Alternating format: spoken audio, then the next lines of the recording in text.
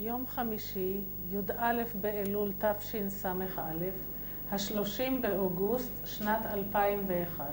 אני, חיה ירושלמי, מראיינת את הגברת בלה וייסהאוז באולפן יד ושם בירושלים. הגברת וייסהאוז, מהו שמך המלא? וייסהאוז, מהבית? מהבית וייס. התחתנתי לפרידמן פעם ראשונה ב-46, בשנות 46, והוא נפטר ב-54 פה בארץ, בטירת יהודה. הוא קבור בסגולה. הוא נפטר ב-54, כן, ב-54, ואני התחתנתי פעם שנייה ב-74 מפתח תקווה לחיפה. מתי נולדת? ב-22, ראשון לשני. איפה נולדת? קרי. איפה זה נמצא? תספרי לנו איפה זה נמצא. אני לא יודעת איך... ברומניה? כן. על יד גבול? על יד גבול הונגריה. את יכולה קצת לספר לנו על המקום? עיר קטנה, היו שם איזה 5,000 יהודים, 20,000 תושבים בסך הכל. קצת על הנוף של המקום? על הנוף זה היה שקט. הררי, מישורי? לא. מישור. איזשהו מקור מים? לא, שום דבר. זה היה מפורסם במשהו? לא. רגע, היה מפורסם, היה שם ארמון, לא ארמון, קסטל. מצודה. מצודה של גרף, איך אומרים? פריץ. לא. אציל. לא אציל ולא. אחרי המלך, מהבא איזה נשאר בגרף. גרף קראו. היה שם... מושל אולי? לא. גרף, נשאר עם גרף. גרף, כן. היה שם ארמון שלו, כן. וזה היה מפורסם. קראו לו גרף קרוי. איזה עיר גדולה יותר יש בסביבה? סאטו-מארה. מה המרחק אצלכם? בערך 30 קילומטר, בערך. אצלכם בעיר היהודים גרו בצורה מרוכזת? היו 3 סוגים של יהודים, אורתודוקסים, ניאולוגים ושטטסקו. מה זה אומר כל סוג? אורתודוקסים אנחנו מבינים. נו. מה זה אומר ניאולוג? הניאולוג היה כמו היום באמריקה יש. קונסרבטיבים? משהו כזה. ושטטסקו זה היה דתיים ולא דתיים, ככה. אז גרו בצורה מרוכזת? כמעט שכן. את יודעת מה היה מפורסם אצלנו? הרב מסאטמר, טייטלבאום, יואל טייטלבאום, הוא היה מקרי, הוא במקרה היה גם סנדק של אחי שהוא גר היום בפריז, כן, והיינו כמעט שכנים. היינו גרים באותה סביבה. היהודים אצלכם בעיר היו האורתודוקסים, היו שייכים לחסידות? לא ידעתי על חסיד. חסיד זה היה ממש, פה אין ביטוי לזה, לא כמו פה. היו דתיים. היו לבושים לבוש יהודי מסורתי כמו במזרח אירופה? כן. זקן, כובע. זקן, לאבא שלי גם היה זקן, אבל הוא היה אשכנזי ולא חסיד. בכל אופן, היה אפשר לזהות ברחוב יהודי על פי הצורה החיצונית. כן, ולא הרגשנו בזה שרודפים אחרינו, משהו כזה. אנחנו גרנו בשכונה מלא גויים, ושאבא נפטר, ב-28 אבא נפטר, אז הלכנו לגור במרכז שנהיה בין יהודים, שמשם, איפה שגרנו, היה רחוק הבית ספר ולא ידענו שום דבר על יהדות. אמא שלי הייתה דתייה, היא הייתה מסקמר, אמא שלי הייתה אשתו השנייה של אבא שלי, והיא הייתה מסקמר, כן. מאיזה מקום? סקמר. מסטמר, כן. סטמר, שיהיה סטמר, כן. את למדת בבתי ספר דתיים, יהודיים? לא, לא, לא, עירוני. עם הגויים. רוב הילדים למדו יחד עם הגויים? ילדים היהודים? כן, כן, כמעט כן, שרק לעשירים, או לא יודעת איך להסביר לך, היה בית ספר יהודי גם, כן? ומעט מאוד למדו שמה. נכיר קצת את בית ההורים. מה היה שמו של אבא? בן נתן אברהם, אבל קראו לו איגנץ. איפה הוא נולד? בהונגריה. הוא לא ידע מילה רומנית. איפה בהונגריה הוא נולד? זה כפר קטן, על גבול רומניה. במה הוא עסק לפרנסה? עם תביעות, והיה לנו, איך קוראים לזה, חיות,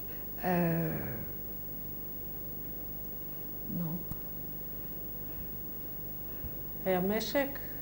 היה לאבא שלי, היה לו 20 דונם בהונגריה, איפה שהוא נולד, כן? ולסבא שלי היו 9 בנים, כולם נפטרו, אבא שלי היה האחרון, והסבא חי את 9 הילדים אחר כך. נפטרו ממחלות? אבא, לא יודעת מה, אבא שלי היה משותק קצת צד ימין, 1.5 שנה הוא שכב במיטה. הוא רכש איזושהי השכלה? הוא למד משהו? זה אני לא יודעת. הייתי ילדה קטנה שהוא נפטר. מה היה שם אמא? רגינה. מבית? גרוס מסטמר. היא למדה משהו לפני שהיא התחתנה? לא יודעת. היא הייתה צעירה, בת 19 שהתחתנה. היא עזרה בפרנסה? כן, קצת כן. המשפחה שלה נשארה לגור בסטמר? משפחה של אמא. לא, כולם נשארו באושוויץ. לא, נשארה כשהיא התחתנה, אני מתכוונת. אחות של אמא שלי, היא באה ב-38 ארצה, 38, 36. היא התחתנה, היא הייתה ציוניסטית, היא התחתנה עם גבר מקלוז', בחור צעיר, בני 18 שניהם, ואז הכירו בהכשרה, ובאו ארצה, היו ציונים, והיו באיזשהו קיבוץ פה בארץ. אצלכם בבית ציונות היה מותר, המושג? לא, הרב לא הסכים, אז לא. ואיך הסתכלו על הדודה הזאת שנעשתה ציונית? הדודה באה ארצה וכמעט שנשכח. היה לכם קשר, מכתבים איתה? כמעט שלא. מפעם. כמה ילדים הייתם בבית? מאמא שלי 6 ומאבא שלי 6. וגרו בבית כולם כשאת היית קטנה? עד אז, שאבא נפטר, היינו משפחה. אחר כך אמא שלי נשארה עם 6 שלה, וה6 התפזרו. היו כבר נשואים ביניהם? לא. עד אז שאבא נפטר לא היה אף אחד נושא. את רוצה למנות את האחים, את 6 האחים שלך, או את כולם אם את רוצה, להגיד לפי הסדר? פחות או יותר, כן. היה שמואל הגדול. זאת אומרת, הגדול של אבא? של אבא, כן. היה רחל רגינה, הבת השנייה. אחר כך היה אשר ומשה מאיר, 6, כן? אחר כך לאימא שלי הייתה שושנה, דוד, שהוא נפטר פה בארץ, אני, שמחה, יצחק שגר בפריז, וראובן שנשאר באושוויץ. את אומרת שגרתם בין הגויים. היה לכם קשרים איתם? שכנים טובים. לא היו גילויים של אנטישמיות? לא הכר. אני לפחות, תראי, הייתי ילדה קטנה, כן? אני לא יודעת על זה. גרנו שכנים טובים. בגיל 6, כשאבא נפטר, עברתם לאזור יהודי? כן. במרכז העיר, קרוב לרב יואל טייטלבאום. יש לי זיכרונות, שם הייתה ישיבה גדולה אצלו, עד אז שהוא עבר לסטבר, כן? הבניין שהבית שלהם היה בנוי ככה, כן? לא רואים את זה במצלמה, את צריכה לתאר במילים. ככה, כן? וצד שנכנסנו לחצר היה הישיבה גדולה, בפינה היה המגורים, אחר כך היה מטבח, כן? והשירותים בזמנו לא היה בתוך הדירה, בתוך הבניין, כן? היו צריכים לצאת מהישיבה רחוק, די רחוק, אז מהמטבח ראינו איך שהרב הלך לשירותים, למשל. זה מצחיק, זה אני מספרת. ואימא שלי כל שבת, לא כל שבת, כמעט כל שבת, הלכה לעזור לרבנית לחלק את הצ'ולנט לישיבה. עמדו בדלת של המטבח וחיכו שהבחורי ישיבה יבואו לקחת את המנה. ובינתיים אני ראיתי שהרב יוצא לשירותים. עמדתי ליד אימא שלי בדלת של המטבח, וגם זיכרונו לברכה, גם הרבנית. ורואים שהרב יוצא עם כפתן בייש, עם פרחים גדולים חום. אימא שלי שואלת את הרבנית, יידיש אפשר? כדאי בעברית, כי מי ששומע את זה. את יכולה להגיד ביידיש ואחר כך לתרגם. זה הכפתן החדש של הרב? אז הרבנית אמרה כן, אבל ביידיש אומרים תשקפטן, כן? את מבינה? אני הבנתי פשקפטן, שהוא הלך לעשות. ואז הילדים לא שאלו את ההורים כאלו שאלות. אז הילדים היו מחונכים לא לשאול ולא לדבר. וזה נשאר לי בראש, לרב כזה גדול צריך גם לפיפית כפתן. הזכרת את זה שהיו שירותים בחוץ. בכלל, העיר הייתה מודרנית במושגים של אז? לאחדים, לעשירים. היה למשל חשמל בבתים? כן. מה, ומים זורמים? גם זה לאחדים. היה בר, קרוב לבית, כמעט לכל בית קרוב בר, והלכנו להביא לשתייה במיוחד. בכל חצר היה בר, לשימוש כל מיני, כן?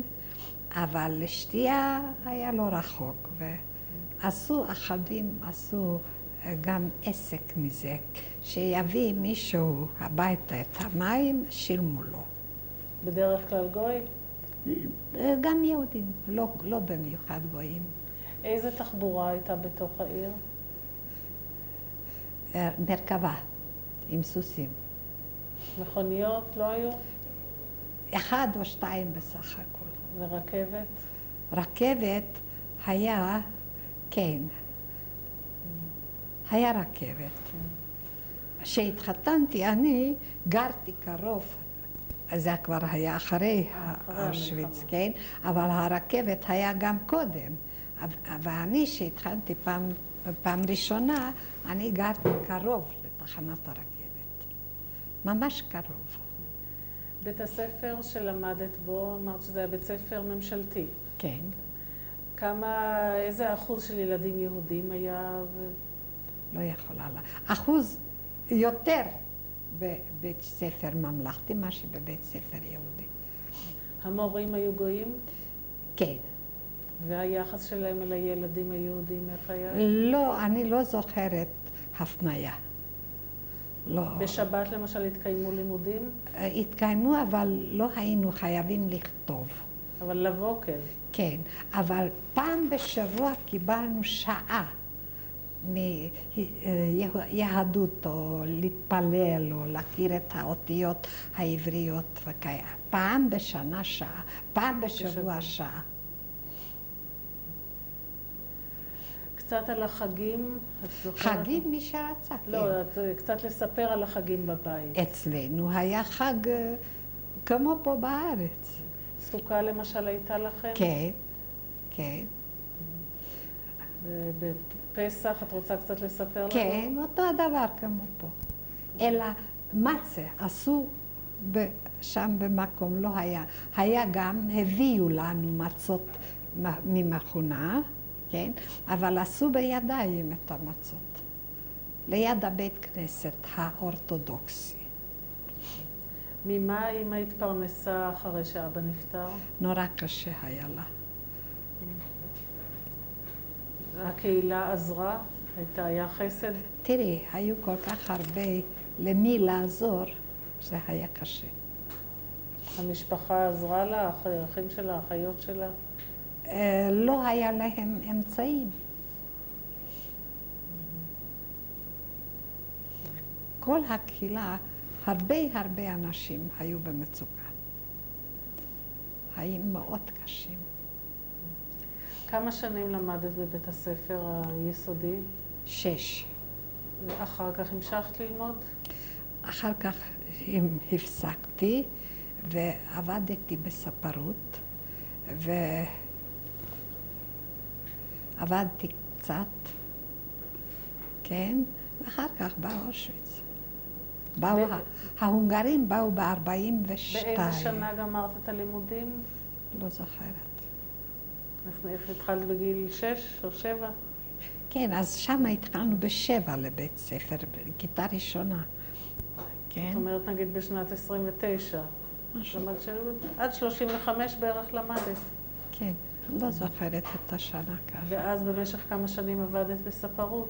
גם את זה אני לא זוכרת. עד שהיה אסור לעבוד ליהודי. ב-42 ההונגרים נכנסו. את מכירה את הסיפור, כן? כן, בוודאי. ההונגרים נכנסו ואסור היה. אבל אני עבדתי פרטי לנשים יהודיות, שלמשל נשי עורך דין או רופא או מהנדס, כן? אבל גם לאלו היה המהנדס העירוני, היו חיים מאוד קשה. היה שם 2 או 3 בנים, ואפילו לא למדו כמו האבא. היו ככה מסתובבים, בלי ללמוד, בלי... כשהתחילה המלחמה עוד ב-39, היה לכם מידע על מה שקורה? לא.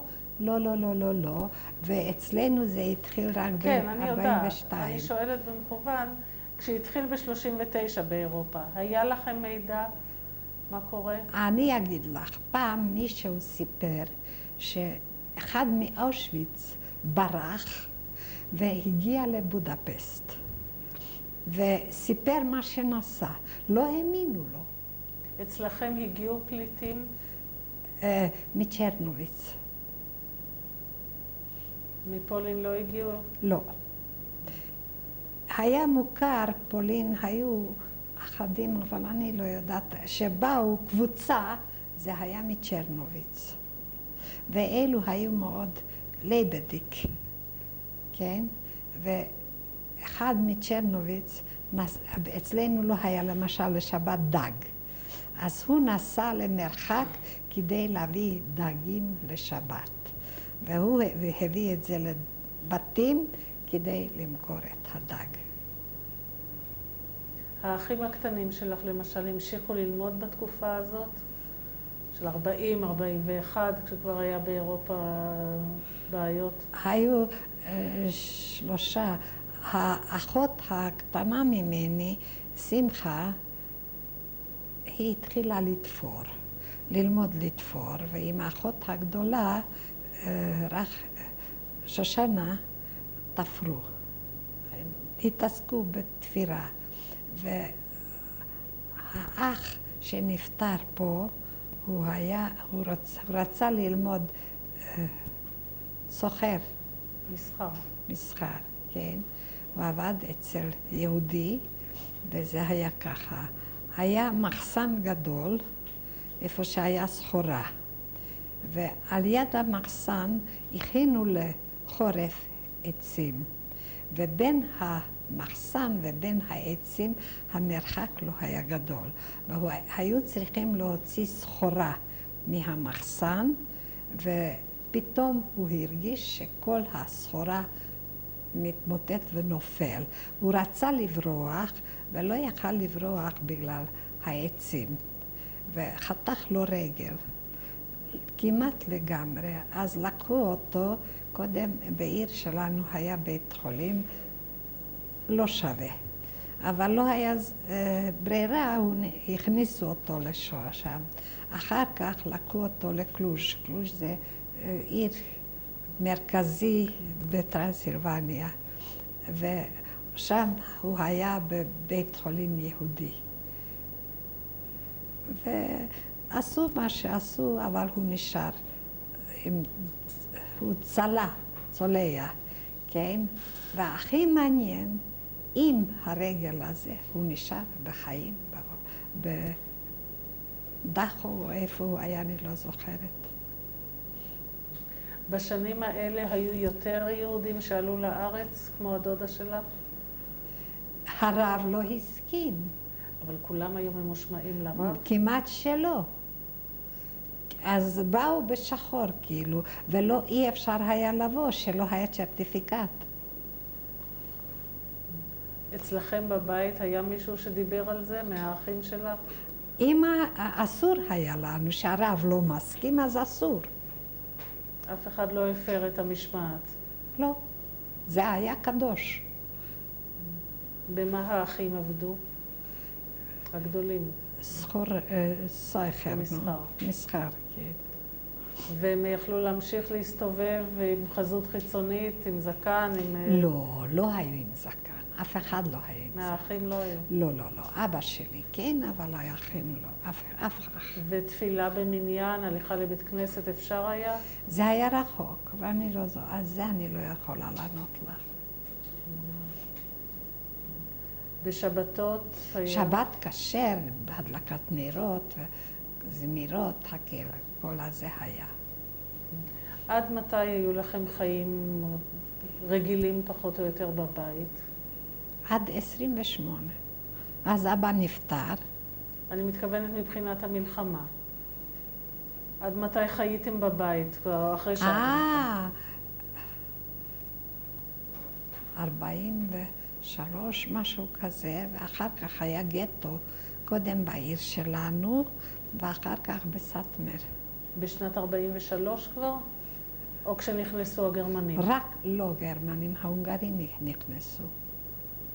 את לא מכירה את ההיסטוריה הזו? כן, אבל אני רוצה לשמוע את הסיפור שלך. אז זה היה ככה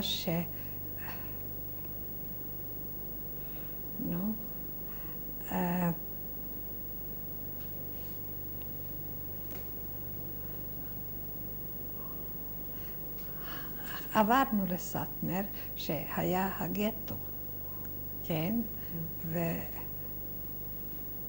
ושם היינו בגטו,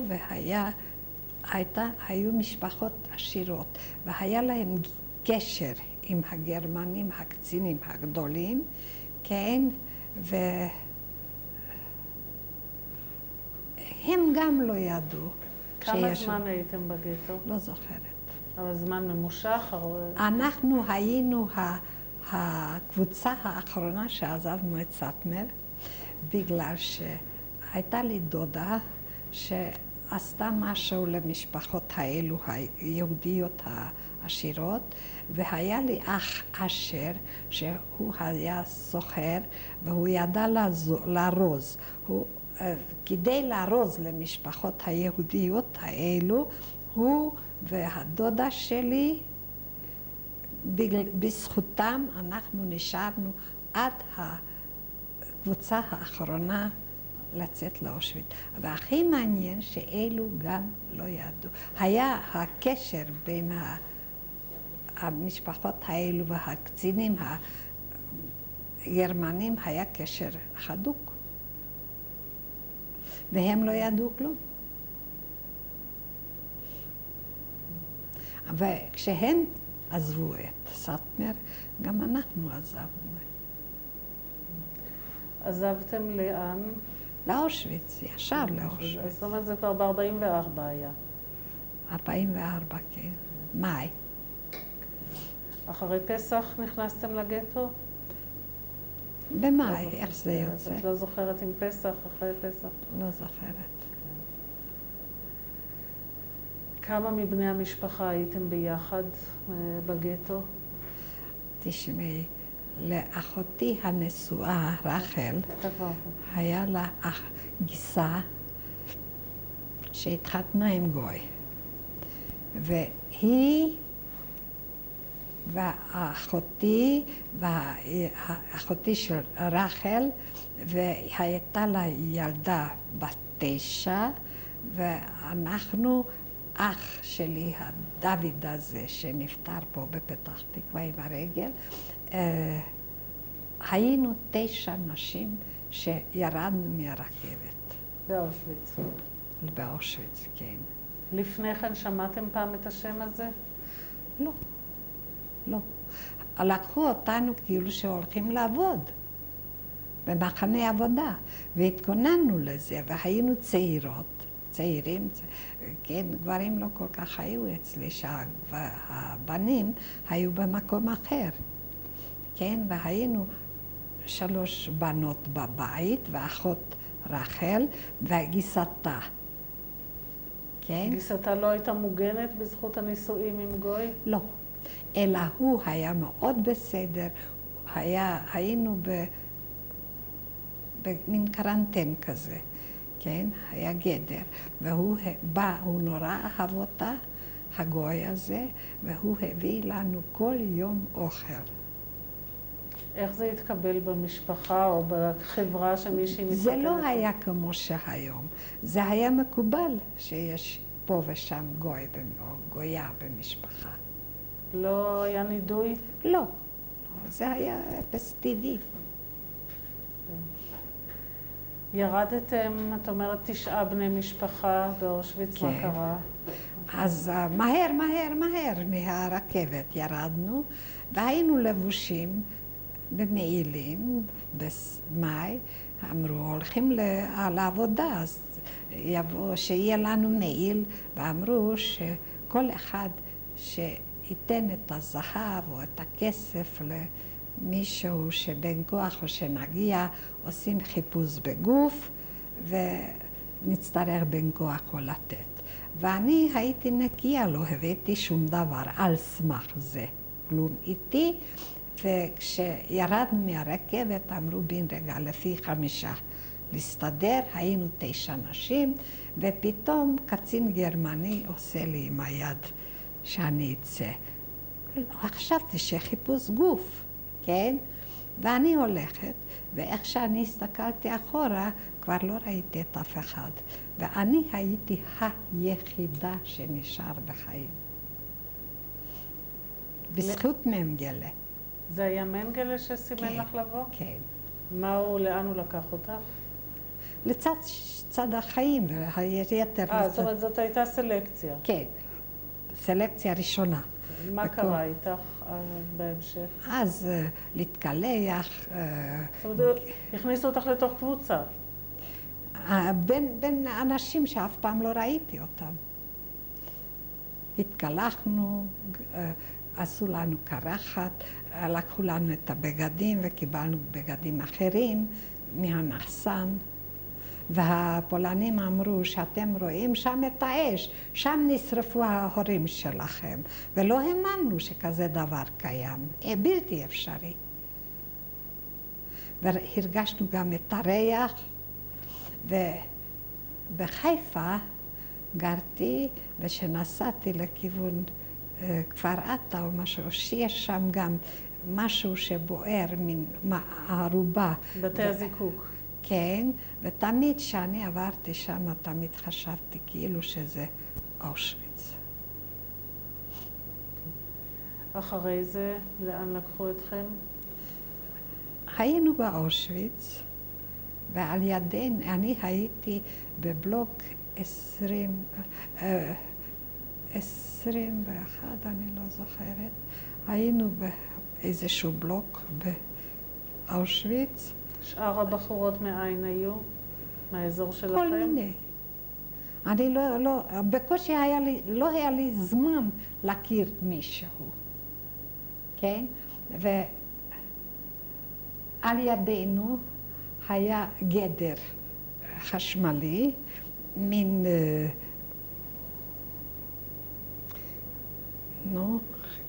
על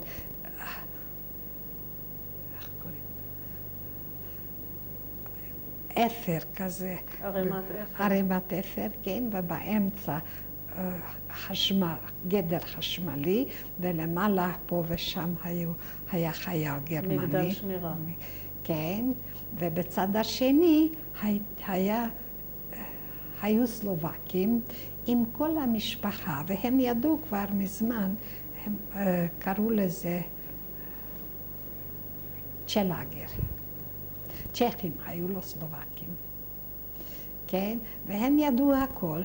יום אחד היה בלוק שפרה כדי לסגור את הבלוקים ואסור לצאת, אבל מי שהגיע עד השער והיה פתח קטן לראות, שמענו צעקות ובכי מהצ'לאגר, והיה אפס בלתי נשכח מה שהם עשו שם. הם ידעו לאן לוקחים אותם. הם ידעו שזה הסוף שלהם. שם היו גם תינוקות והורים ובחורים צעירים ובחורות צעירות, כן? היה משפחתי כזה. ולקחו אותם לאושוויץ, ולמחרת ניקו את זה, ועשו סלקציה, ולוקחים אותנו, אבל עד אז עברנו כל מיני חוויות. תספרי את החוויות האלה. עוד הפעם בלוק שפרה, ועוד הפעם סלקציה, ועוד הפעם להתפשט ערומה, וזה היה... איזה אוכל קיבלתם? מרק, וזה היה לזה ריח מוזר, לא ידעתי שזה בראום, כן? והיו זמנים שלא קיבלנו כלום. כל אחד קיבל רבע לחם, ושמרנו את זה שיהיה מספיק לכל היום, שמנו מתחת הראש, וקרה שגנבו את זה. והיה מרק, בבוקר מה שהיה נעים, קיבלנו קפה שחור, מתוק וחם, וזה היה מאוד מאוד טוב. מה עשיתם במשך היום? אני עבדתי בעבודת כפייה. עבדתי שהאדמה הייתה קפואה, ולא יודעת איך קוראים בעברית את הדבר הזה, שחתכו את האדמה, חפרנו, שמנו את זה בצ'ילה, זה מין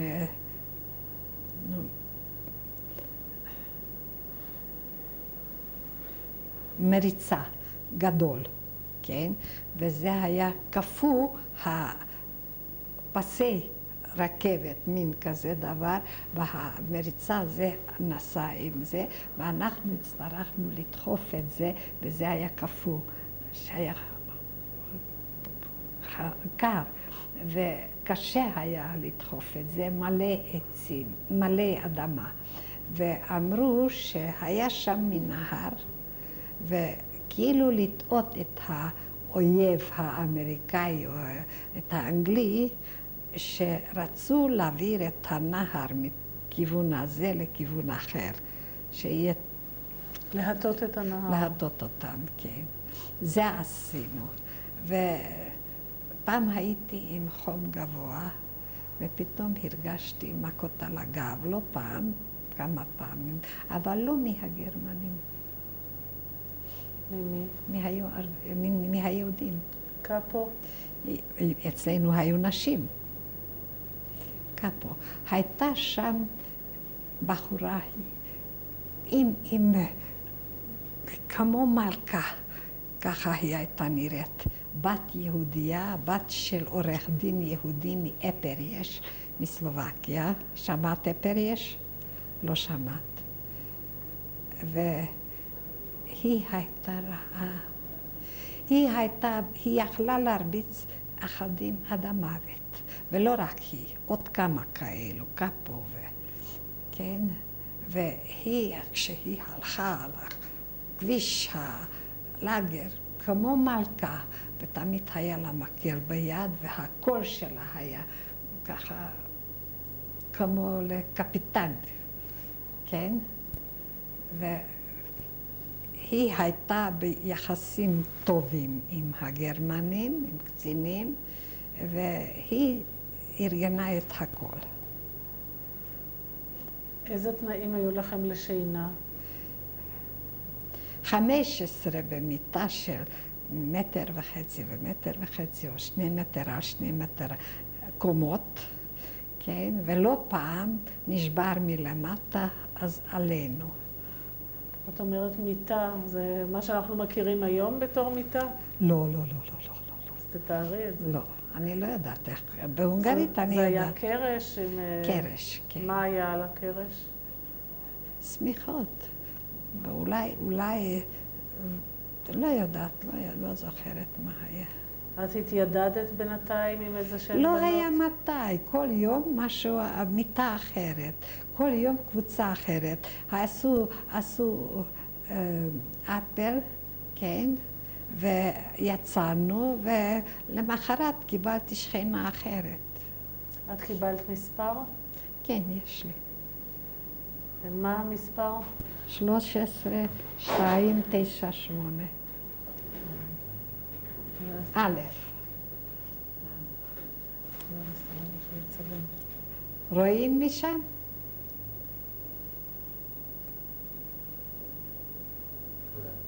אפשר, ראית? כן. אז כל פעם העבירו אותך מצריף לצריף, ממקום למקום? לא צריף, רק מיטה. ובאמצע היה תנור, כן? ועל התנור ישבנו לפעמים. קבעו לכם איפה לישון או שאתם בחרתם? לא זוכרת, לא. מישהו אמר, לא זוכרת, לא יודעת. כמה זמן היית באושוויץ בסך הכל? עד סילבסטר. במהלך הזמן הזה כל הזמן עבדת באותה עבודה? כן. במקצוע שלך בספרות? כן, אבל זה היה בשחור. את יכולה לספר על זה קצת? למשל, אני קודם התחלתי לעשות ספרות לאלו שעבדו בבלוק, קראו לזה שטומדינסט. במה היה לעשות ספרות אם גילחו לכם את הראש? אלו כבר היו סלובקים שהיו כבר 4 שנים, 5 שנים קודם. במשך הזמן גם לי גדל השיער, כן? ועשיתי ספרות, ופעם אחת היה המנהל של כל הלאגרים, קרמר קראו לו, והוא גר במין יער לא רחוק, ובאו פעם לחפש ספרית. היו שם ספריות יותר טובות ממני, ולי יצא המזל, ובאו שמחפשים ספרית, והצביעו עליי, ובא חייל, לקח אותי דרך ללא דרך לגברת קרמר, ושם התקבלתי בפעם הראשונה עם מפה לבנה, קיבלתי כרוב ממולא לאכול, וזה היה משהו, וגנבנו עיתונים. גנבנו עיתונים והבאנו ללאגר, אבל גם אני לא ידעתי לקרוא את זה, פוליטיקה, כן? אז לא אני, הגברים היה להם יותר קשרים, אלו שיצאו לעבודה, וכל פעם קיבלנו חדשות מהגברים שעברו על יד הבלוק שלנו, ושהיה להם אוכל אז זרקו דרך הגדר, ומי שיכל תפס את זה, כן? כשיצאת, זאת אומרת, זה היה שחור שיצאת לספר לגברת קרמר? לא, לא היה לנו קשר, כן? סתם היא אמרה מה לעשות, עשיתי, בא החייל, לקח אותי חזרה. את קיבלת משהו בתמורה? לא, אוכל.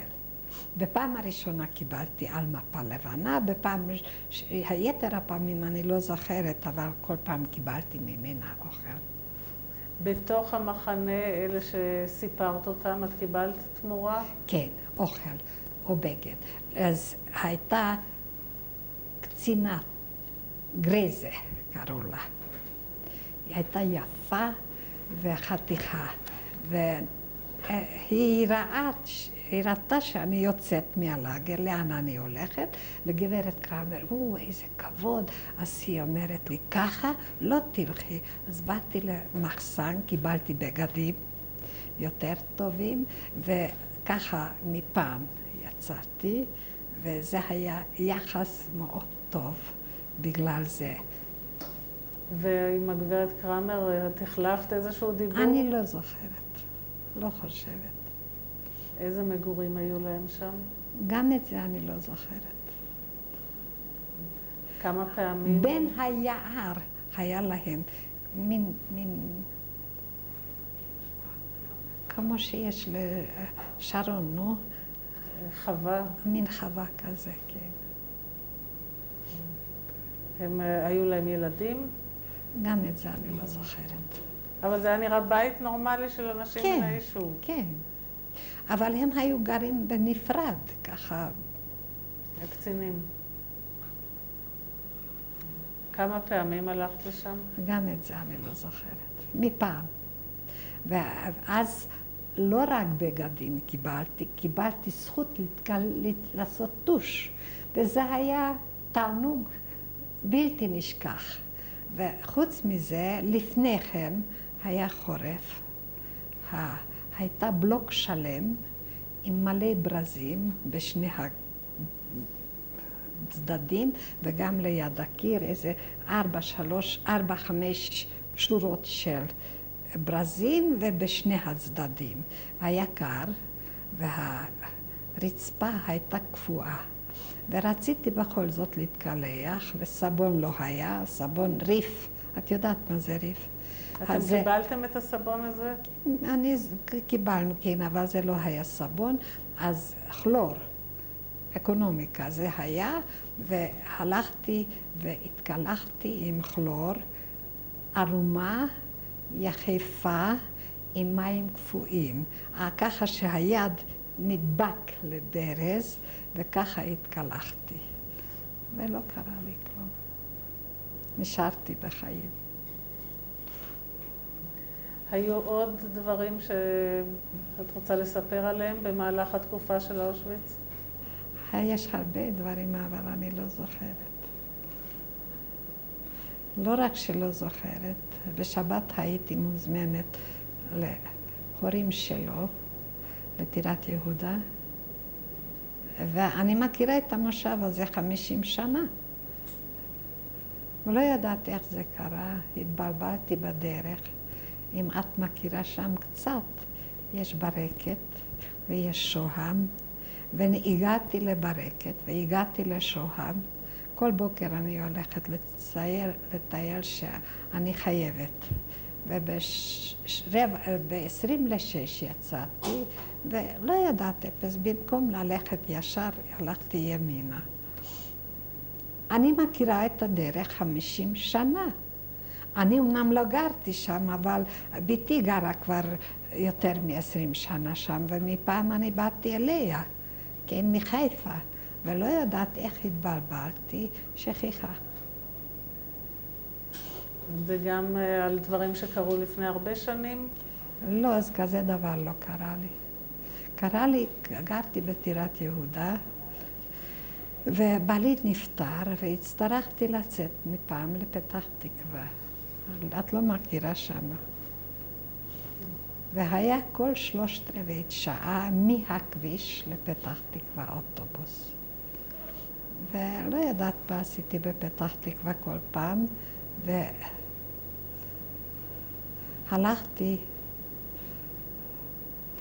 אני הלכתי, כן, בלילות שטפתי את הרצפה, תפרתי לילדים, ועשיתי מה שהייתי צריכה לעשות, ולילדים לא היה לי כסף, אז מה נתתי? נתתי להם אטריות עם קקאו וסוכר.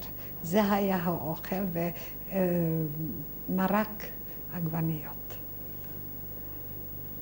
ופעם אני באתי הביתה מפתח תקווה לטירת יהודה, ואני מסתכלת דרך החלון של האוטובוס, ופס היה לי מוזר, לא מכירה שום דבר. נרדמתי. אני ניגשת לנהג ואני אומרת לו, תשמע, תסלח לי, אני נרדמתי, לא, תעצור לי מה שיותר מהר, שאני אוכל לחזור ללכת לטירת יהודה. איפה את גרה? בטירת יהודה. אז יש לך עוד זמן, לכי לישון. זאת אומרת, לא עברתי, רק נרדמתי, והוא הוריד אותי שם. אבל בטירת יהודה היו לי חיים. אוי, איזה חיים היה לי בטירת יהודה, לפני שבעלי נפטר. גרנו קרוב... כן, לזה עוד נגיע, אני רוצה שנשאר עוד בסיפור המקורי של אושוויץ. היית שם עד סילבסטר אמרת? עד סילבסטר אני הייתי האחרונה שנסעה ברכבת. אחריי באו כבר ברגל. כמה יצאתם בקבוצה ברכבת? אין לי מושג. קבוצה גדולה. ברכבת. לאן לקחו אתכם?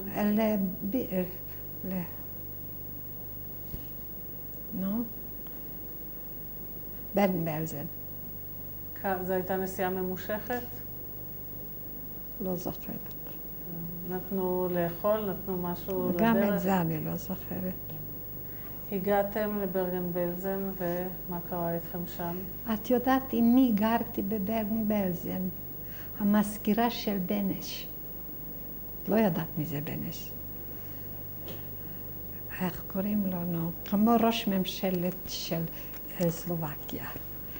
הייתה גויה, היא הייתה גרה בברגן-בלזן, פוליטישר אמפנגן.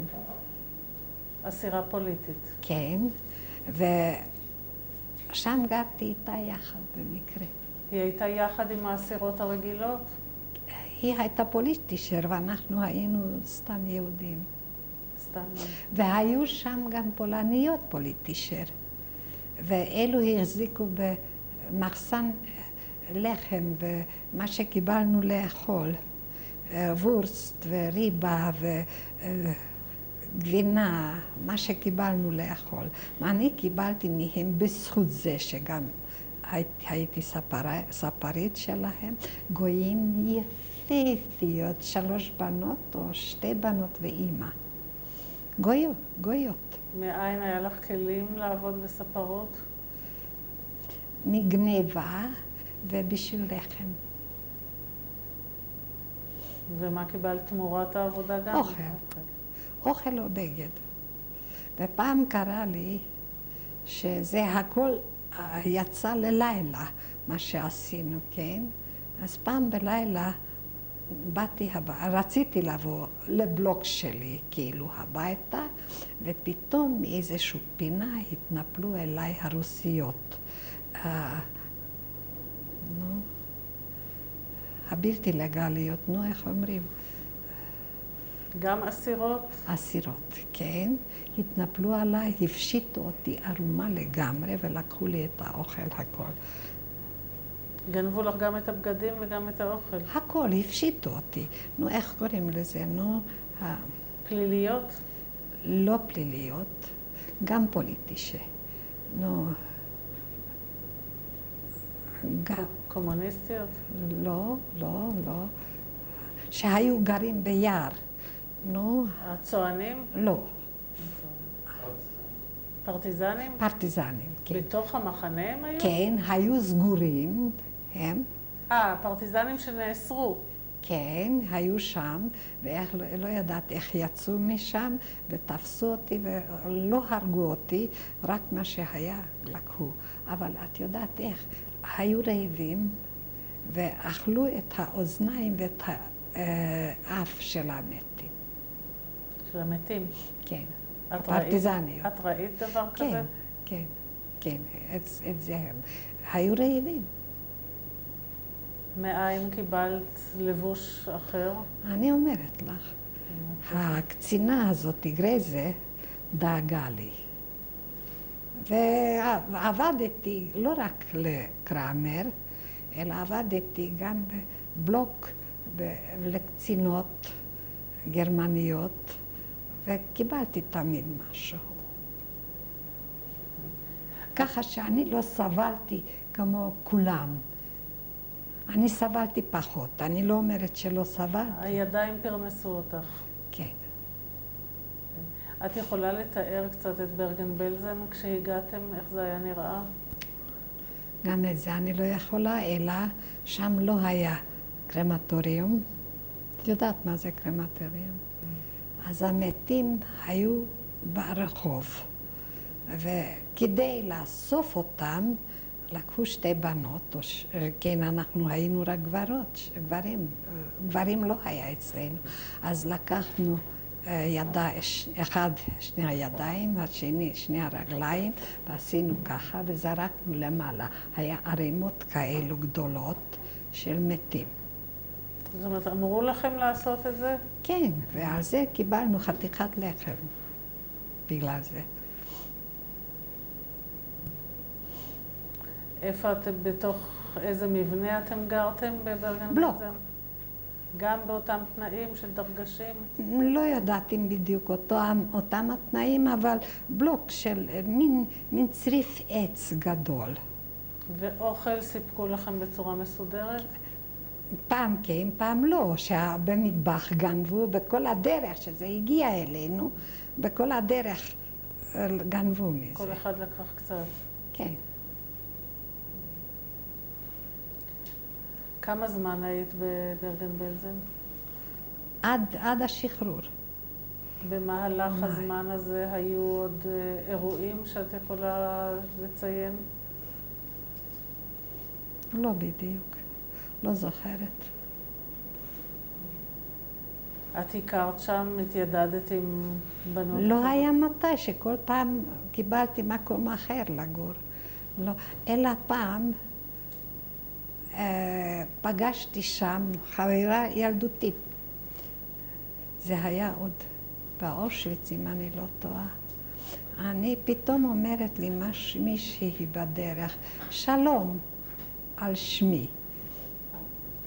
מי את? את לא מכירה אותי? היינו חברות? לא, את לא מכירה אותי? אמרתי לה, תשמעי, איך אני אכיר אותך?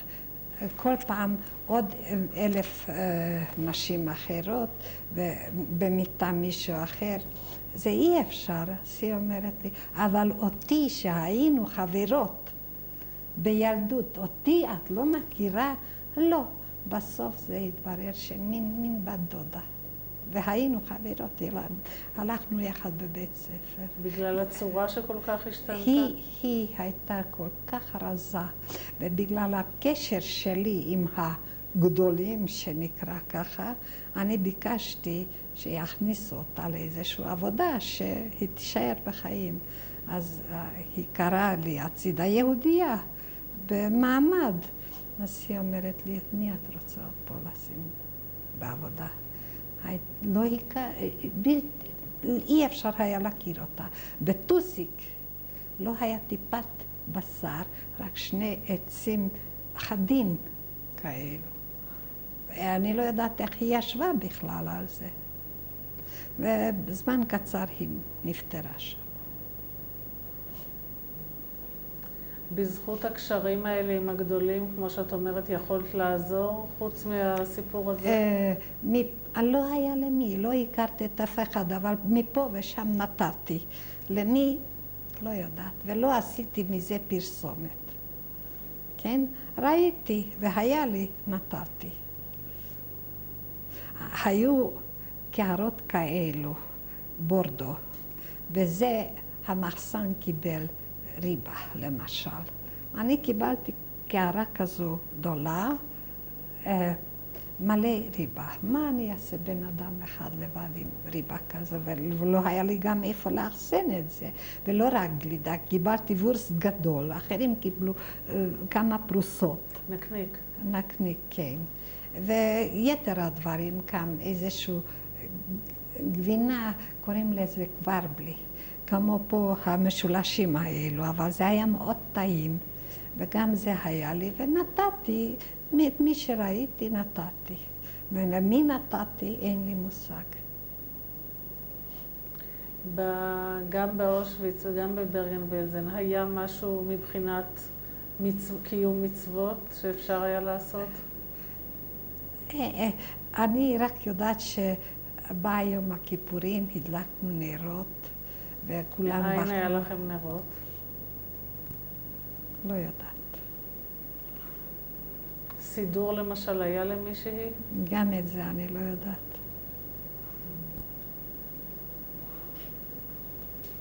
בכי היה. בברגן-בלזן, כשהייתם, היה תנועה של אנשים באים וקבוצות שיוצאות? לא, שם אי אפשר היה להתארגן. לא, מבחינת שהביאו קבוצות נוספות אחריכם? כמו שהביאו מאושוויץ לפה, כן? אז הביאו גם, למשל, היו בתי חרושת, ואלו שכבר היו חלשות או משהו כזה, הביאו לשם. היו מחלות במחנה? טיפוס, מהמתים ברחוב. והיינו מלאים קינים. איך שהלכתי ברחוב, לי במקרה היה התנאי להתקלח מפעם. אבל איך שהלכתי ברחוב, האנשים היו, ראיתי על הגב, על הבגד, מלא קינים. קינים של בגד. את בעצמך לא נדבקת? לא חלית? ביום השחרור. מתי היה אצלכם השחרור? ב-15 למאי, כן, ביום השחרור. אז חליתי, והיה מין מועדון גדול לגרמנים, וזה נהפך לבית חולים. ושם שכבתי, קראו לזה רונדהאוז. ושם שכבתי, ואני אומרת לך, אני לא כל כך סבלתי מרעב, לא תמיד היה לי מה לאכול, וגם סבלתי מרעב, אבל יחסית, כן? ושכבתי עם 40 חום. ובאו כבר אצל האנגלים השתחררתי, ומהאנגלים, החיילים, קיבלנו שוקולד וסיגריות.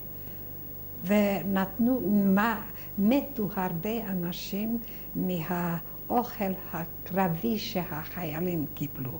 זה קיבלנו אנחנו, וזה לקיבה ריקה, ואיך שאנחנו היינו, זה רק הזיק. נעצור עכשיו, נעשה הפסקה.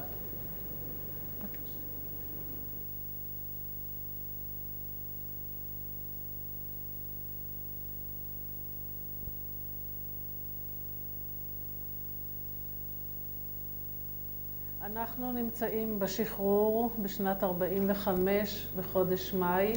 עוד לא מאי. במאי, כן. במאי את חולה בטיפוס? כן. ומה קורה? אני שוכבת בברגן-בלזן.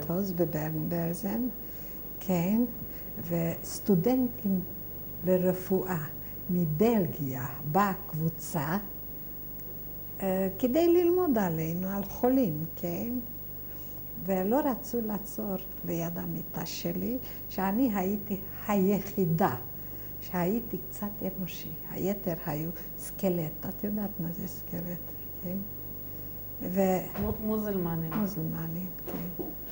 אני הייתי אולי היחידה, ולא רצו לעצור ליד המיטה שלי. ובינתיים, אלו הבריאים באו מבחוץ, עם סיגריה, עם שוקולד, לבושים יפה, ונורא התגעגעתי שגם אני אהיה כבר קצת אנושי, קצת להתלבש, קצת... נורא ביקשתי שישחררו אותי, הרגשתי די טוב במשך הזמן, והייתה שם רופאה, והיא אמרה, אל תצאי, יהודייה. ואני נורא רציתי לצאת מהבית חולים הזה. ועל זה, על סמך זה שאני כל כך ביקשתי, היא שחררה אותי. כמה זמן שכבת שם? לא יודעת. אחר כך באו משוודיה. מי שרוצה לנסוע חולים לשוודיה, יש לו התנאים. אז נורא הצטערתי. הרופאה, אני הייתי הספרית שלה בינתיים, כן? והיא נורא רצתה אותי, ואני חשבתי שהאינטרס שלה, כן? והיא אמרה, לא בגלל שוודיה, אלא סתם. ואני נורא רציתי לצאת, ויצאתי. וגרתי בחדר עם שתי בנות פולניות, מרישה ופאולה. היה בינינו יחסים נהדרים. איפה גרתם יחד? שם בברנבלזן, בחדר, לא יודעת מה זה היה. ולהם היו הבחורים הפולנים, והלכנו לכל מיני מקומות. הגברים לקחו אותנו, בינתיים אני למדתי פולנית, ודיברתי טוב פולנית. וכולם חשבו שאני פולניה. פעם איך שהולכים בדרך, הגברים, בחורים, גם אחרי שחרור, אומרים אפס בפולנית. התחלנו לדבר. אז מרישה אומרת, מרישה נסעה לאמריקה. מרישה אומרת שזאת לא פולניה. אמרתי, אני כן, אני פולניה. את מבינה פולנית? לא. אז היא אומרת, אז תשאל אותה, תראה שהיא לא פולניה. אז הוא שואל אותי, מאיפה אני? אז אני אומרת, אני זלוג'נקה, מלודג'. אז התחילו לצחוק, שלוג'נקה כאילו שאני גונבת. ולודג' אני סלוג'י, הייתי צריכה להגיד. אני אמרתי, אני סלוג'י, ועל זה פרצו בצחוק, ואז גילו שאני באמת לא... אמרו, זאתי ונגרקה, זאת אומרת הונגריה. היה לך מחשבה שמישהו מהמשפחה נשאר בחיים? לא חלמתי שלא, ולא ידעת בכלל בשביל מה רציתי לחזור הביתה. חשבת שהבית הוא בית והם שם? אפילו לא חשבתי, פשוט מאוד הביתה. למה? לא יודעת. מה היה לי שם? מה ציפה לי? מה חיכה לי שם? אז התחלת לנסוע... אז בשחור נסעתי הביתה, כן? והכי מעניין, בבודפסט היה הג'וינט ולא יודעת מה, כן? אז נתנו עזרה, ואני לא יודעת איך. אני לא קיבלתי כלום. והכי מעניין, הגעתי, כן, קיבלתי בברנבלזן, לפני שיצאתי, לא יודעת ממי, סדינים ודברים, מה שאז היה ערך. נדוניה. לא נדוניה, ערך, כן, לבוא הביתה עם משהו. הגעתי לגבול,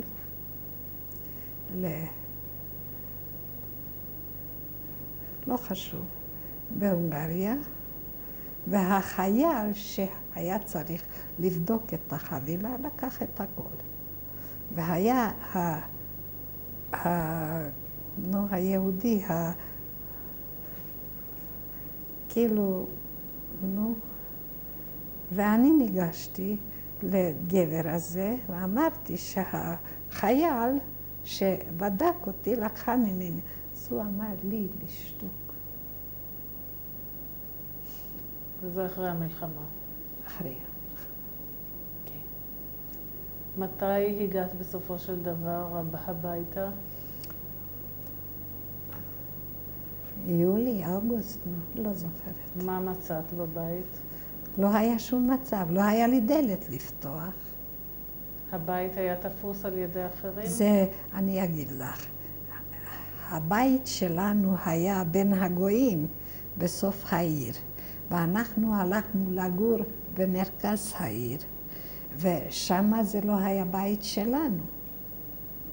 כן, אז פגשתי אחד מהעיר שלי, הוא גר עכשיו בפתח תקווה, היה לו חנות לקונפקציה בתל אביב, רוזנברג, טיבו רוזנברג, יש לו בן רופא בפתח תקווה בביילינסון, והוא היה באוקראינה. והוא בא כמו סקלט, כמו מוזלמן הביתה, והוא ראה אותי, והוא היה בחור עשיר, ואיך שהוא ראה אותי מהרכבת שאני רוצה, לאן לא ידעתי, אז הוא לקח אותי במרכבה, והיו שם בחורים בדירה. אחד מצא את הדירה שלהם, הוא עורך דין בחולון, והיו שם כמה בחורים, אז אני קיבלתי שם מיטה במרפסת, וזה היה חורף. אני חשבתי שאני אמות מכל, לא יכלתי להתחמם. העיקר ישנתי שם לילה אחד, ולא ידעתי איפה זה. כן, אחר כך הלכתי לגור עם מישהו, היה לו גויה שהוא חי איתו, והיא הייתה בהיריון איתו, ובינתיים בעלי הראשון בא, שמעו עליי, שאני חוזרת. את הכרת אותו לפני המלחמה? בטח, מילדות, הכרתי אותו. הוא היה מאותה העיר. כן. גנבנו יחד מהסבתא אגוזים. הוא היה קרוב משפחה? לא, לא.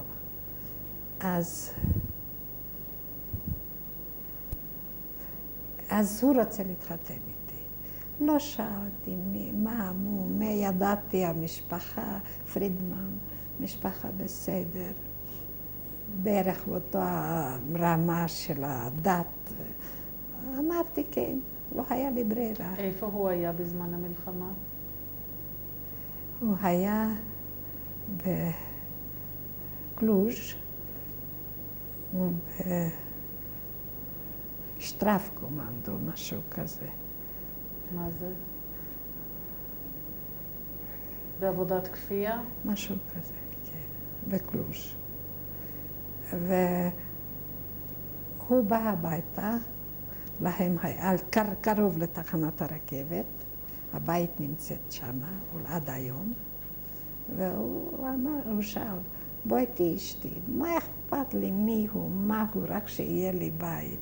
התחתנתי איתו, הוא היה בחור טוב, אבל הוא קיבל מחלת לב בקלוז' והיה חולה לב, ובקלוז' היה פרופסור אחד שהיה לו 2 קליניקות, והוא טיפל בו בעבור כסף, כן, נסעתי איתו.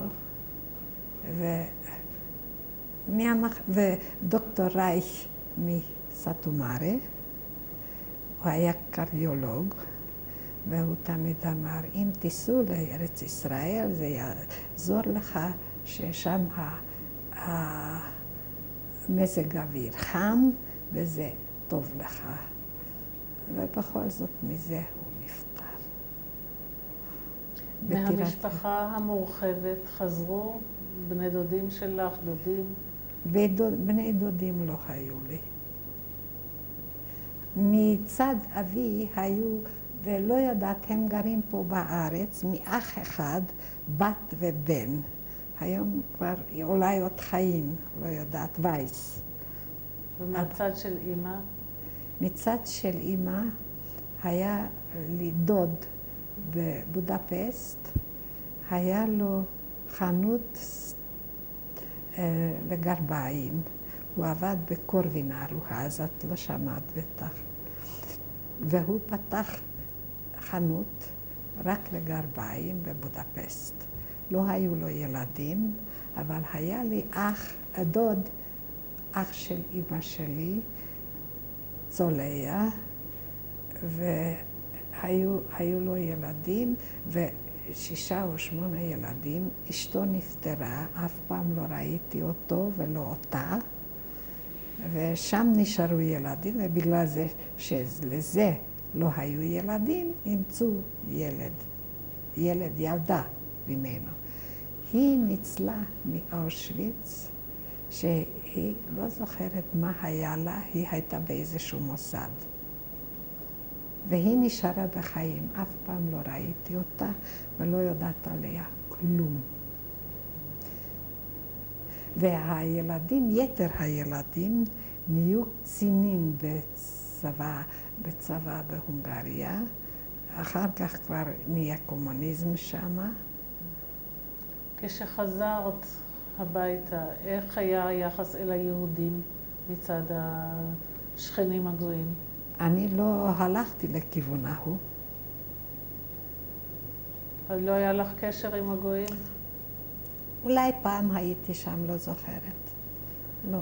לא, כשחזרת אחרי המלחמה. אחרי המלחמה, כי זה רחוק היה מאיתנו.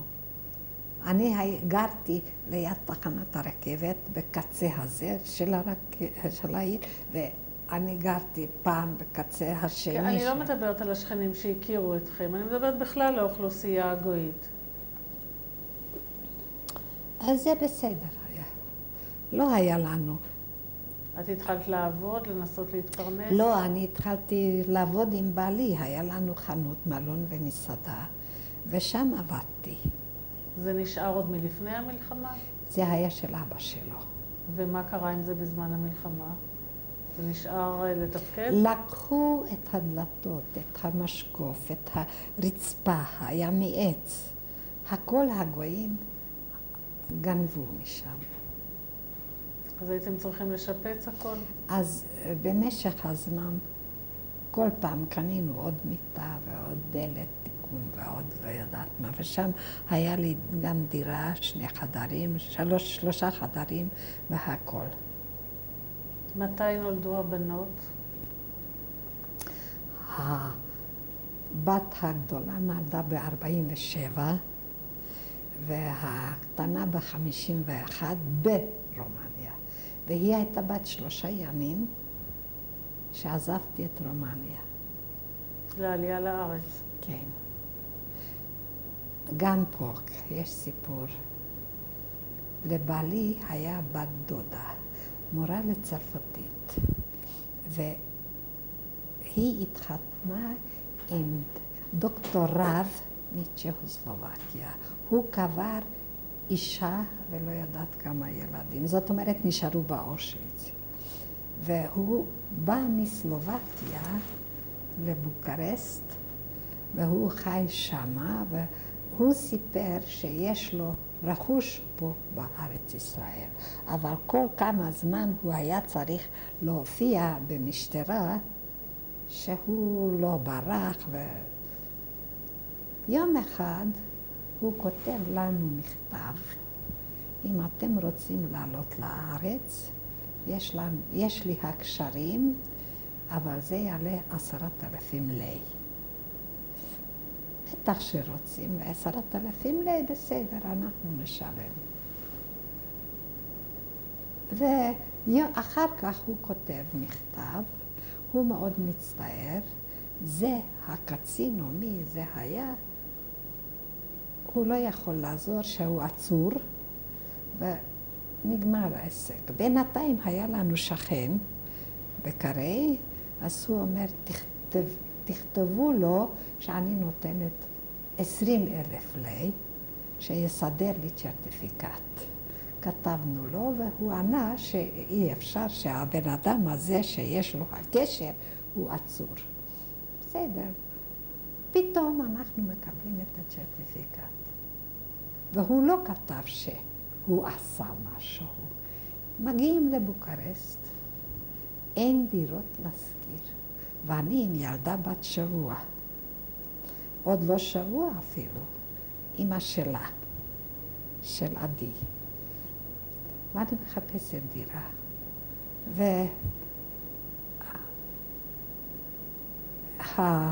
אחד מהמשפחה,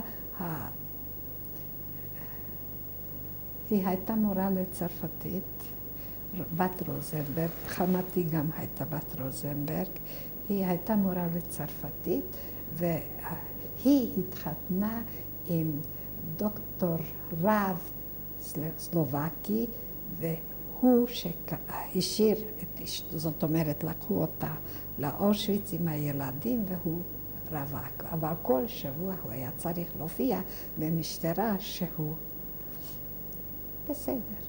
אנחנו מגיעים לבוקרשט, אין דירות. בעלי, הבת דודה, מורה לצרפתית, אשתו של צוק, הוא הולך לשם, בת דודה, בסדר. אז הוא פתאום אומר שמגיע לו 10,000 לי. יכלנו להגיד מה שרוצים, לא עזר שום דבר. והיה לי קצת זהב בתוך הארגזים וכסף, דולרים. אז הוא אומר שתדעו, אמא, היה לנו תאריך מתי לצאת לקונסטנצה, לעלות לאונייה. והוא אומר, אם אנחנו לא משלמים לו את 10,000 לי, אז אנחנו לא ניסע עם האונייה הזאת, אז או שנצטרך לחזור לקרי, או שנשארים בבוקרשט, וזה דירה, וילדה בת שבוע ימים. אז בעלי פתח את החבילה ונתן לו את 10,000 לי. זה מכה הראשונה. מגיעים לבוקרשט, כן, אנחנו נמצאים בבוקרשט, ובאו אנשי סוכנות, אני לא מאחלת שום דבר טוב. עשו יותר גרוע מה שעושים היום ברוסיה. באו שני בחורים, אומרים, אנחנו רואים שאתם משפחה עם תינוקת. כן, מה קרה? שעלינו לרכבת עם מיטות, סוג א', ושם קיבלתי חדר ברכבת, כן, והיה לי תנאים כמו למלכה. קודם כל, שם ברומניה הקצין היה חצי אלוהים. אני נוסעת ברכבת, עוד לא עם מיטות, ואני נכנסת בתא, יש שם קצין רומני. בא המבקר של הרכבת, אז הוא אומר לקצין לצאת. יש פה אישה שמניקה, משפחה, אתה צריך לצאת. והוא נהיה אדום כמו עגבנייה. והוא יצא. ואנחנו נסענו עם מיטות עד בוקרשט. בסדר, מגיעים לבוקרשט, אין דירה להשכיר. אין. ובעלי הלך לבת דודה, מורה לצרפתית, היא נפטרה לא מזמן, עשו לה חוקנבריום, והיא נשארה שמה.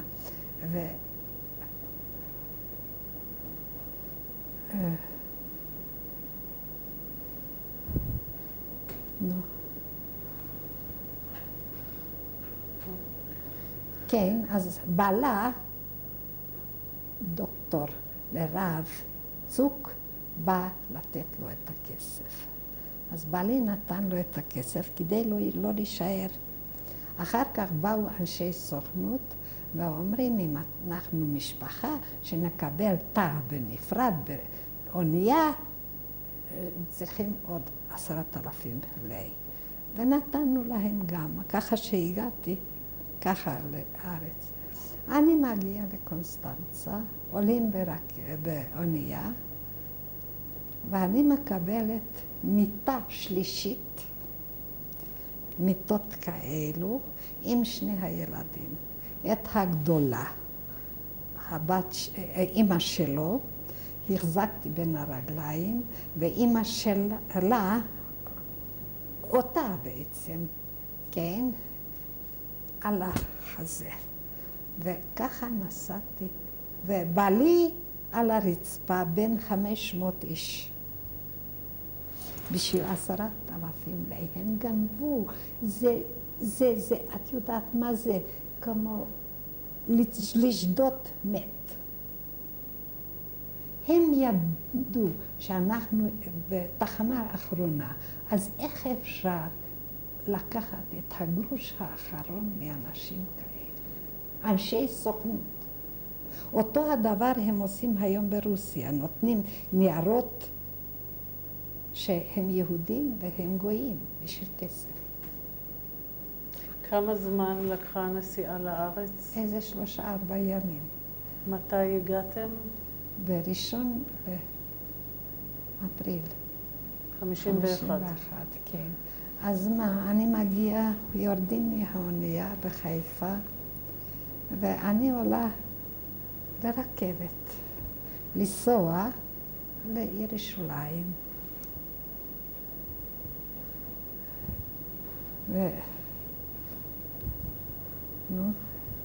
כן, הרכבת מלא. הבחורות הצעירים, בחורים צעירים עם הרגליים למעלה, עם כל הנוחיות, ואני עם הילדה ביד, לובשים חורפי, ויום חמסין, ואני לבושה עם סוודר, ואימא שלה גם, פיצי, בת שבוע או משהו, 10 ימים, ומגיעים לחיפה, כן, ואני רוצה לשבת, ופקלך ביד, אין איפה לשבת, אף אחד לא נותן את המקום. ואני התחלתי ביידיש, שעברית כמובן לא ידעתי, איך אפשר ככה? ברומניה קצין צבא, היה צריך לצאת מהתא שאני אקבל מקום, ופה לא נותנים לשבת. ביידיש אמרתי, אז גבר עזר לי שאני אשב באיזושהי צורה. והגענו לירושלים לחרטוב. ואח שלי, יש לי אח בטירת יהודה, הוא נורא חולה היום, ואשתו הייתה סלובקיה, היא הייתה בשטרף קומנדו באושוויץ, 24 שעות עד פה במים. כן? ואחי אומר בחרטוב, כן, שם כבר התחילו לבנות 250 דירות, ואנחנו היינו ביניהם.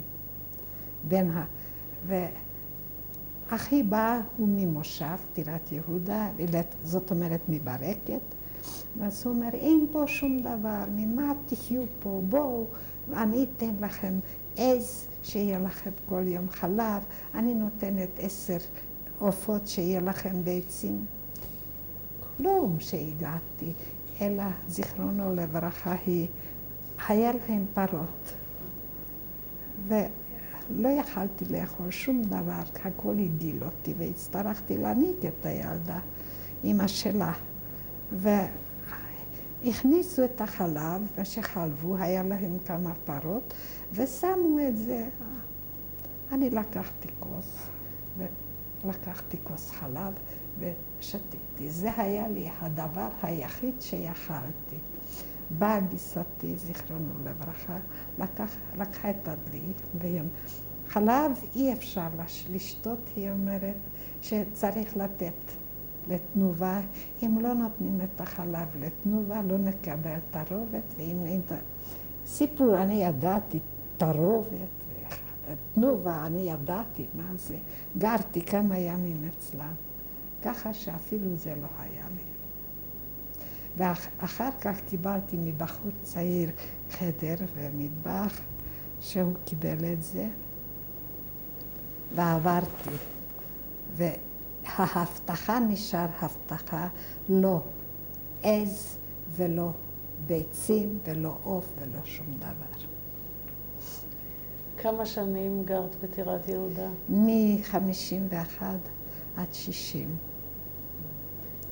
במהלך השנים האלה הקמתם משק? הבעלי נפטר. לפני שהוא נפטר התחלתם עם חקלאות? היה לנו משק, ואני אומרת לך, תפוחי אדמה אפשר היה לקנות רק בשוק שחור, יקר מאוד, וירדנו מברקת לטירת יהודה, בנו לנו שם דירה, שילמתי עבור זה, ויום אחד אני שמעתי, אחד אומר שהוא היה צריך לשקוט את תפוחי אדמה, אז הוא אומר לך, על שלך אני נתתי טוב את המים שיהיו לך תפוחים טובים. בסדר. היה נורא יקר. פתאום לנו יוצאים תפוחים קטנים, וקיבלנו מהסוכנות פרה. וכל הדרך זה עולה הרבה כסף והרבה עבודה, כן? וכשהגיע היום להביא את תפוחי אדמה לתנובה, לתל אביב, אמרו שזה סוג ג' שנורא קטן, לא שווה, תיקחו את זה חזרה. קודם שילמנו עבור החובלה עד התנובה וחזרה, והלך הכל. כלום, לא קיבלנו. כשהילדות קצת גדלו, סיפרת להם על השואה, על מה שעבר עליי? לא יצא על אפס, לא, בכלל לא, אף פעם לא שסיפרתי. עכשיו, שהולכים לפולניה, עכשיו אני מספרת, וילדים כתבו על זה. במשך השנים מאז שבאת לארץ, נסעת פעם לבקר ברומניה? לא. גם לא בא לי לבוא לשם. מי שזרק אותי, אמנם הרומנים לא, הרומנים, אני אגיד לך, היו ברומניה גם לפני המלחמה. זרקו מהרכבות אנשים, במיוחד למי שהיה זקן, וביאשצי הרגו 10,000 יהודים, בבוקרשט הרגו גם 10,000. פוגרומים.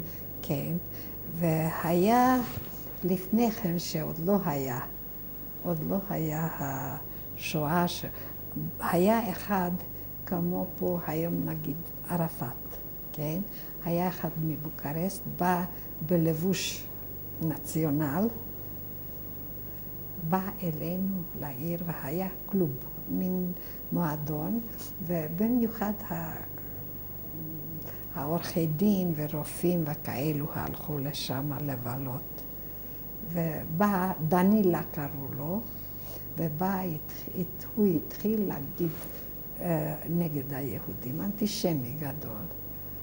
והוא היה בלבוש נציונל רומני, כן?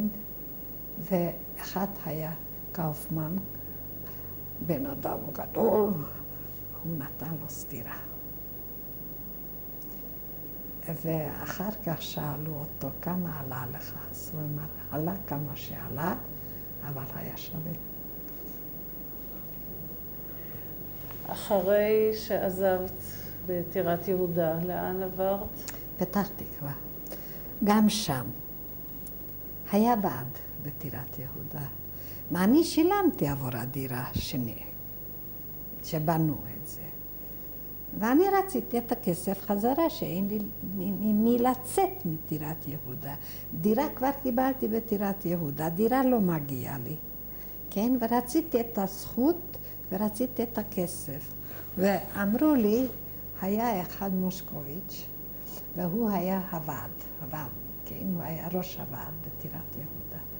הוא אמר, אלמנה צריך לרחם עליה, ומגיע לה חזרה כסף מהמושב כמובן, והוא יסדר לי, בסדר. אז כל פעם אמרו לי שאני אלך לקסטל בתל אביב, שאני אלך לסוכנות ושאני אלך לפה ולשם, ויש שם דירה ושם דירה ושם דירה בכל מקום. כשהגעתי כבר איחרתי. וכל פעם נסעתי מטירת יהודה לתל אביב והסתובבתי שם, וכל פעם באתי באיחור. יום אחד החליפו אותו, היה מישהו אחר, והוא תמיד אמר, הוא יעזור לי. נתתי בו אימון. יום אחד החליפו אותו, בא אחד וייס, הוא נהיה ראש ועד. ופתאום מצאתי את הדירה בטירת יהודה, בפתח תקווה, ואני אומרת שהדירה הזאת מצאת חן בעיניי ואני רוצה את זה. אני הולכת למשרד, ווייס הולך לקחת את אשתו מהמקווה הביתה. אז הוא אומר לי, לכי למשרד, תחכי לי שם. אמרתי, לא, אדון וייס, אדון וייס, אני אשב לידך, קח בעגלה, קח את אשתך ואני נסעת איתך עד הבית ונלך יחד למשרד. והוא חתם לי לקבל חזרה משהו כסף מהסוכנות ומהמושב. מה שאני שילמתי עבור הדירה. ואיך שאני הולכת מהמשרד לכיוון הביתה, הוא נתן לי את הנייר שאני מקבלת 2,500 לירות חזרה. ואני מאושרת, ואני הולכת לכיוון הביתה. מושקוביץ' הזה עומד ליד הגדר, ואני בשמחה רבה אמרה לו, אדון מושקוביץ', תראה, וייס החזיר לי, אני מקבלת 2,000. הוא נהיה לבן כמו סיד. וככה יכלתי לצאת מטירת יהודה לפתח תקווה. במשך השנים, במה עבדת? אני לא יודעת. עבדתי כל מיני, עוזרת לא הייתי אף פעם. אחר כך קיבלתי, בשביל אושוויץ קיבלתי כסף, והיה לי האח בפריז, והיה דוד פרידמן, וכל אחד נתן פה ושם קצת. בינתיים הילדים גדלו והלכו להיות בייביסיטר, והגדולה, האמא שלו, נתנה שיעורי עזר, היא הייתה תלמידה מצטיינת, והיא קיבלה מלגה כדי ללמוד, והיא עשתה אוניברסיטה, איך שלא יהיה, גרתי בפתח תקווה. אחר כך בא בעלי שהכרתי אותו, בעל השני, מילדות, ונשארתי בגללו ככה. תני לילדים שלך, ונתתי, ואני לי לא נשאר. מה את עושה היום? פנסיונרת. אין לי פנסיה, ששני הבעלים היו עצמאים. יש לי מהאוצר והביטוח לאומי. בעקבות סיפור החיים שלך, יש מסר שאת רוצה להעביר לדורות הבאים? תראי, היום זה דור אחר, תנאים אחרים, אין מה להעביר. אין. אני חייתי בצורה אחרת, כמו שהאיים חיים היום. כן, אני לא יכולה להגיד. ואם אני אומרת משהו, אז אומרים לי, לך היה לא טוב, שגם לנו יהיה לא טוב. עם הנכדים, יש לך שיחה בענייני השואה? הם שואלים? היום כבר כן. הגדול לא. הילדה כתבה פה כמה, האחות שלו, כן, וזה השלישי, ויש בחור מאוד מוכשר בטירת יהודה, הוא בהסדר, ופה הקטן, אצל הבת הצעירה, יש ילד בן 14, זה הקטן. מה השמות של הבנות? לאיזה בנות? הבנות שלך, מה השמות שלהם? רבקה ואיתה. וכמה נכדים יש לך? 7. ויש כבר נינים? יש, סיפרתי לך עם הבטריה. כן. אני מאוד מודה לך עבור הרעיון.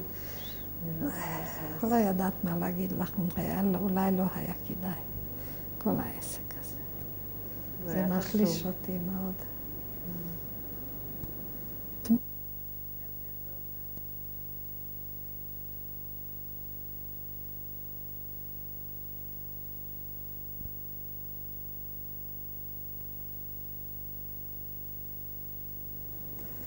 וייס, ראובן, אח הכי קטן, שלי. מה קרה איתו? אושוויץ. נספה באושוויץ.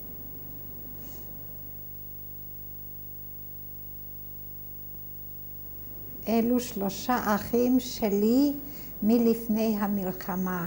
זה שהמספרים מתחלפים, זה עוד חי בטירת יהודה. מה השמות? זה מאיר וייס, אשר, משה, כולם וייס. מה קרה איתם?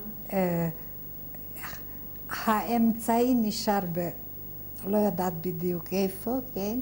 וזה עוד חי, והשני נפטר פה בארץ, השלישי זאת אומרת.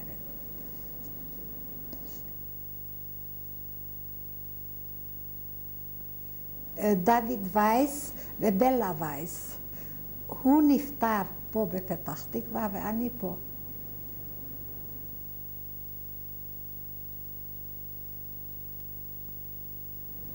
בלה פרידמן ויעקב פרידמן, ילידת וייס, אני. מאיזה שנה התמונה? בערך. לפני החתונה? לא, אחרי החתונה.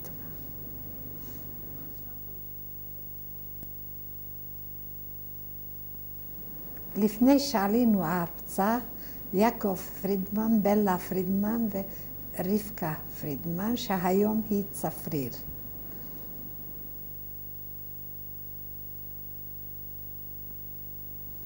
ארבע אחים, זה מלמעלה הנמוך, הוא נפטר בבאר שבע, הוא לא היה באושוויץ. שני, יוסף וייס, וזה דוד וייס לידו, ולמטה זה איפה שמתחלף המספר זה משה וייס, והשני מאיר וייס, שהוא גר בטירת יהודה. משה נפטר, ובלה פרידמן.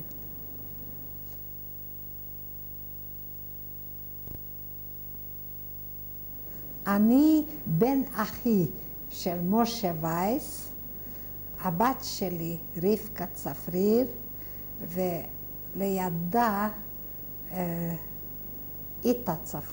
איתה אורן.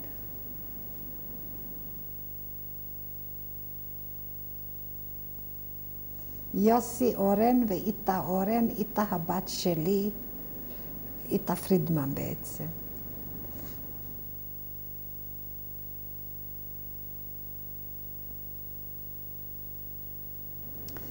זוג צפריר, רבקה צפריר ואהרון צפריר, והמשפחה, איתה אורן בקצה, והמשפחה.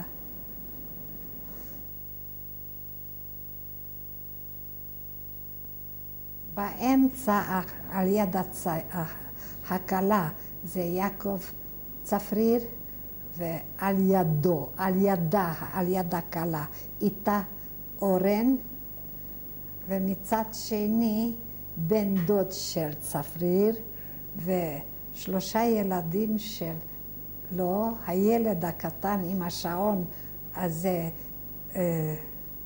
אביחי אורן, שי צפריר ואלעד צפריר. ובן דוד של צפריר, אהרון.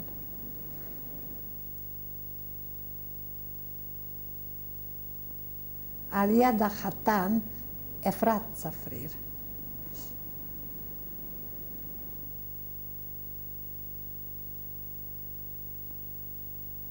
שני הנינים, הילדים של יעקב צפריר, שגיא ושוהם. הגדול זה שגיא, הקטנה שוהם.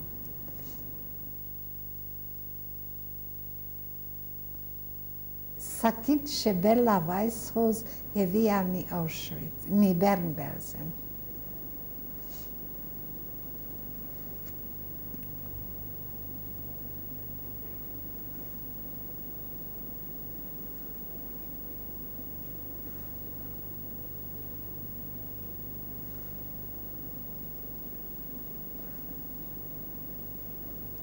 זה אלומיניום למטה.